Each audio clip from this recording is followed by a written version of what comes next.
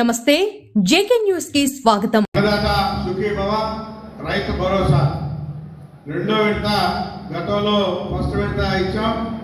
ఇది రెండో విడత ఈరోజు ప్రతి అకౌంట్ కూడా పాడడం జరిగింది.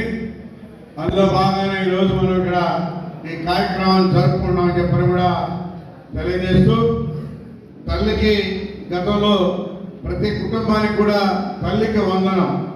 ఆ కుటుంబంలో ఎంతమంది బిడ్డలుంటే అంతమంది బిడ్డలకు కూడా మనం వాళ్ళ అకౌంట్లో డబ్బులు వేయడం జరిగింది.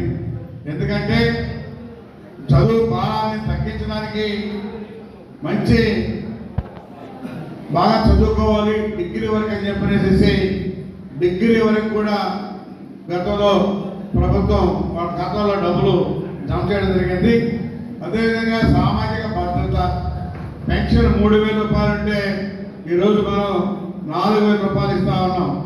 అదేవిధంగా అన్నదాత సుఖీభవ ఈరోజు ప్రతి అకౌంట్లో కూడా 7,000 రూపాయలు పడే విధంగా ఈరోజు మొత్తం 46,85,883 మందికి, అదేవిధంగా 3,135 కోట్లు.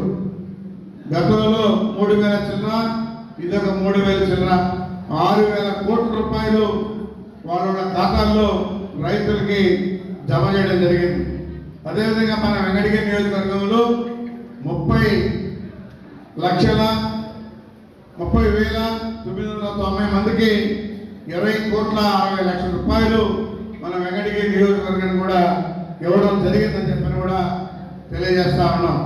ఈరోజు మన రాష్ట్రంలో ఆర్థిక ఇబ్బందులు ఉన్నా కానీ ఏమైతే చెప్పారో ముఖ్యమంత్రి 6 పథకాలు వాటిలో తూచా తప్పకుండా ఈరోజు ప్రతి ఒక్కటి కూడా చేస్తున్నామని చెప్పని కూడా తెలియజేస్తా ఉన్నాం.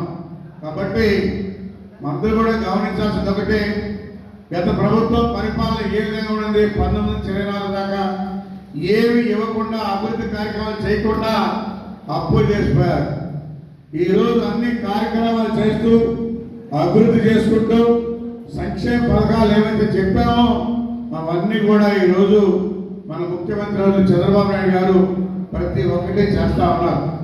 ఈరోజు మరి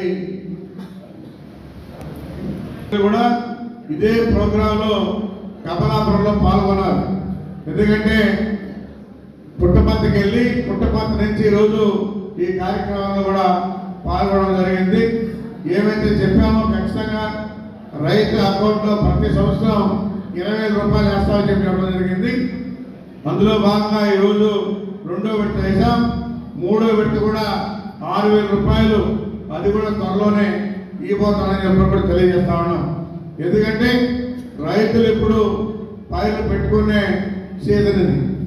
ఈ టైంలో ఇస్తే రైతును ఆదుకునే వాళ్ళు అవుతామని చెప్పనే కాన్సెప్ట్తోనే ఈరోజు మన ప్రభుత్వం నిర్ణయం తీసుకొని ఈరోజు ఈ డబ్బులు ఈ ఖాతాల్లో వేయడం జరిగిందని చెప్పి కూడా తెలియజేస్తూ, కొంతవరకైనా రైతులకి కష్టాన్ని తీర్చొచ్చు అనే లెక్కతో ఈరోజు ప్రతి ఒక్క అకౌంట్లో కూడా డబ్బులు వేయడం జరిగిందని చెప్పి కూడా తెలియజేస్తూ, మరి ఎన్ని కష్టాలున్నా మన రాష్ట్రం కోసం, ప్రజల కోసం, పిల్లల భవిష్యత్తు కోసం రాబోయే రోజుల్లో మన రాష్ట్రం అన్ని రాష్ట్రాల కన్నా బాగుండాలనే కాన్సెప్ట్తోనే ఈరోజు మన ముఖ్యమంత్రి పనిచేస్తా ఉన్నారు.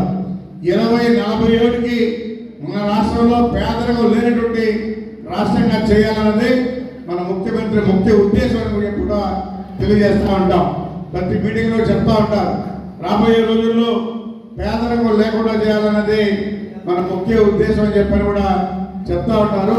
కాబట్టి ఖచ్చితంగా అది జరుగుతుంది చెప్పని కూడా తెలియజేస్తూ, మీ అందరికీ కూడా పేరు పేరున నమస్కారాలు తెలియజేస్తూ సెలవు తీసుకుంటున్నాను.